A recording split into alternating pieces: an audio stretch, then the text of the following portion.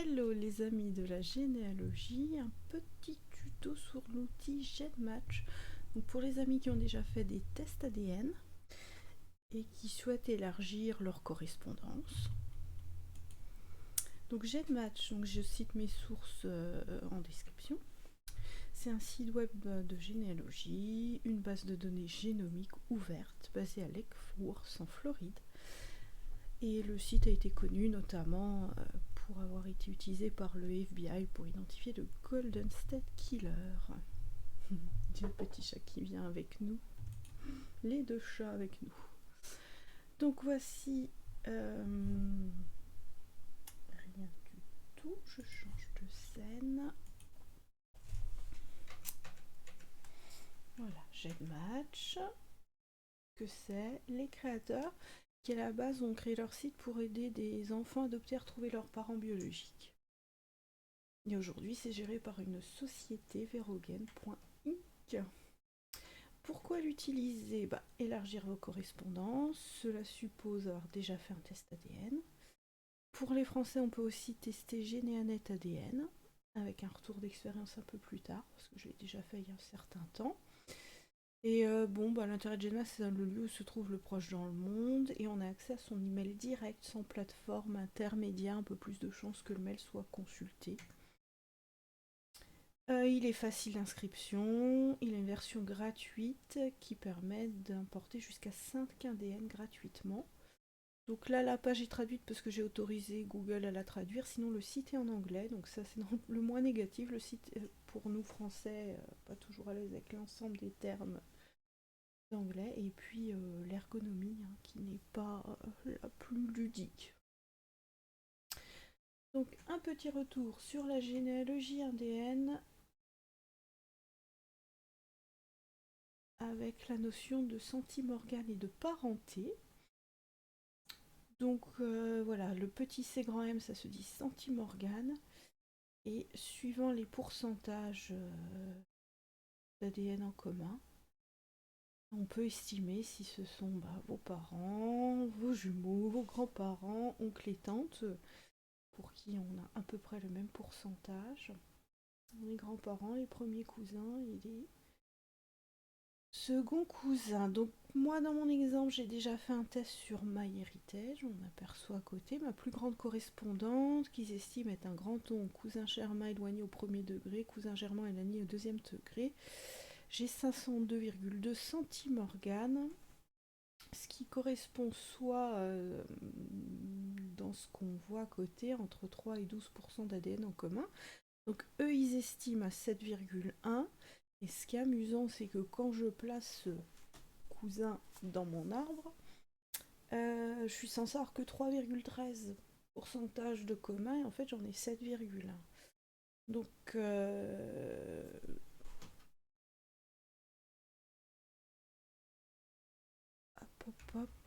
en réalité, ce cousin est un cousin direct de ma maman. Donc voilà, la génération d'après. Donc ça j'ai retrouvé en le remontant son arbre, et en trouvant la liaison après. La connaissance familiale n'était pas totalement perdue, on s'est sans doute déjà croisés, mais on est énormément dans cette branche de la famille, donc je le situais pas parfaitement, mais son nom je le connaissais, et je connaissais certains de ses frères, sœurs, neveux, nièces. Donc c'était l'occasion de découvrir que sur MyHeritage j'avais un nouveau cousin, mon plus gros rapprochement au deuxième degré. Donc c'était l'occasion de prendre contact avec lui, mais c'est via le site. Donc est-ce qu'il lira ou pas? On verra. Et donc c'est dans la même branche que le cousin précédent. Le nom de famille partagé est le même.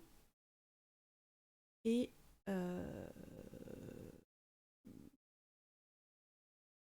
moi j'ai 1,7% en commun avec ce cousin, et celui que j'ai détecté à 3,3. Donc peut-être encore un problème de décalage de génération entre nous. Donc à ce jour, mon ADN est sur MyHeritage, Généanet, et il n'y a pas photo sur le site qui a de plus grande correspondance. c'est bien sur MyHeritage que j'aurais trouvé les cousins les plus proches. Là, on a la capture de Généanet, où ma plus grosse correspondance, c'est 0,44% avec 32 centimorganes, qui ont plus de 500 sur MyHeritage. Et je vous ferai le comparatif avec GEDmatch un peu plus tard. Donc pour s'inscrire sur GEDmatch, on a la feuille que l'on a vue tout à l'heure avec le nom, prénom, l'adresse mail, le mot de passe, très classique. Il y a un petit captcha où il faut cliquer, là moi j'ai eu la moto. Le site www.gedmatch.com. Vous recevrez un code par email, puis on vous dira félicitations.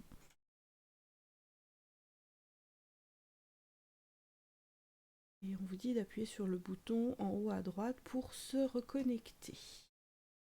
Vous allez recevoir un très long avertissement sur la sécurité. Je l'ai collé dans un document Word que j'ai mis à dispo sur mon Discord. Je mettrai le lien du Discord en description et si j'oublie pas. Et puis tout en bas de cette politique de confidentialité, vous avez les options à accepter avec le bouton Click Here, H-E-R-E, vous cliquez là. Si vous êtes d'accord pour vous lancer. Si vous n'êtes pas d'accord, je ne sais pas trop pourquoi vous êtes arrivé jusque là, mais c'est ici. Si vous voulez décider plus tard, c'est possible aussi, ça ne vous empêche pas de visiter le site. Donc on vous félicite et on vous propose de télécharger votre ADN. Donc, une fois que vous êtes inscrit pour vous connecter, c'est cette page-là, hein, avec l'adresse mail et le mot de passe. Pour télécharger mon ADN, il fallait que je le récupère sur MyHeritage, et sur le site MyHeritage, je me souvenais pas. Et c'est finalement sur Généanet que j'ai retrouvé le tuto sur comment télécharger mon ADN. Donc voilà, il faut aller dans MyHeritage, dans ADN, jusque là c'était logique, mais il faut aller dans Mes kits ADN, et ça j'avais pas deviné, et télécharger les données brutes. Donc quand on a demandé sur GEDmatch de télécharger, on a l'option au milieu, vous voyez, choisir un fichier. Vous récupérez vos GEDmatch dans votre ordi et après il vous demande de quel site vient votre ADN. Moi de MyHeritage. Et après il y a les 4 options de confidentialité. Et dans les 3 premières, si je ne me trompe pas, minimum les 2 premières, ils partagent les données avec les forces de l'ordre.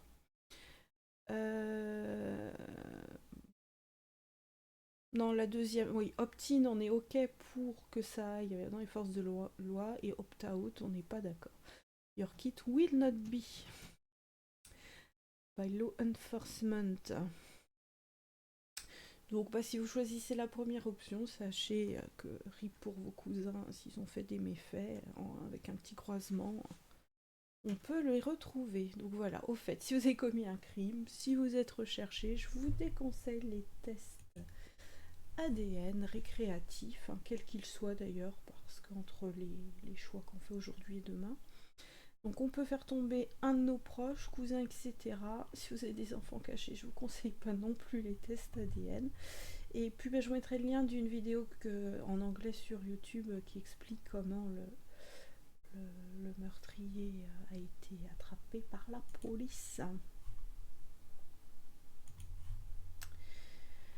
Il y a encore un autre captcha où il y a juste à cliquer je ne suis pas sur un robot quand vous avez téléchargé votre fichier.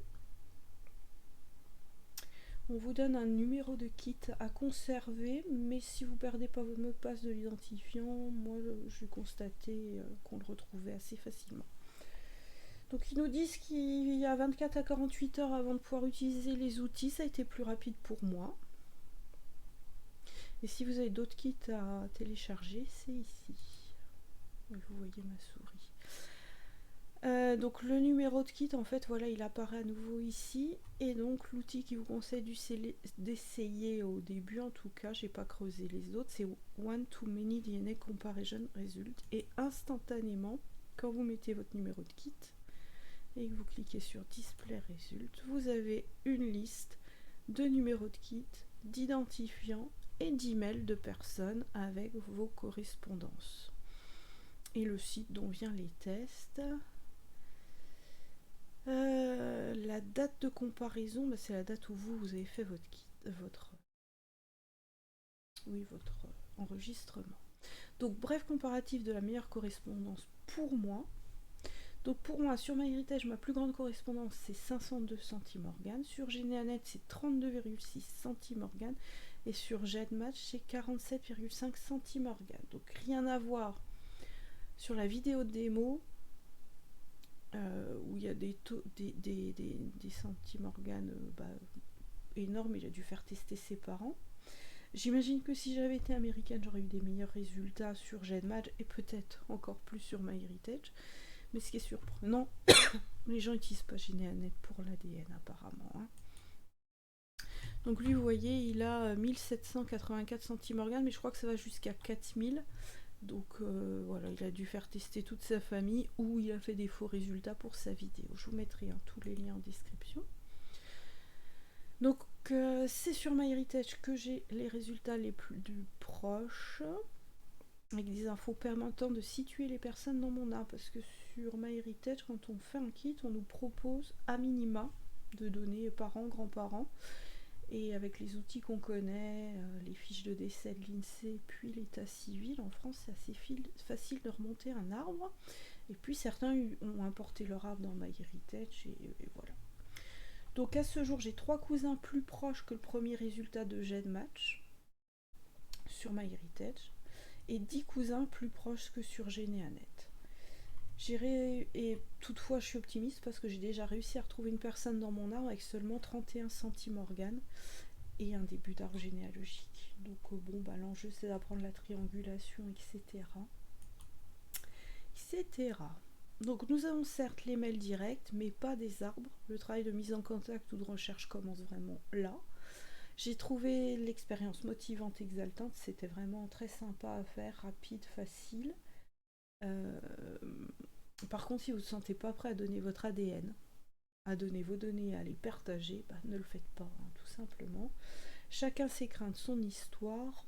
Pour moi, c'est un beau site. Puis, désolé pour les cousins criminels, hein, j'ai donné mon ADN. Hein.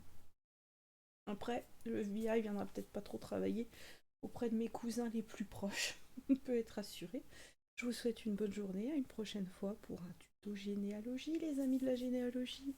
Bonjour!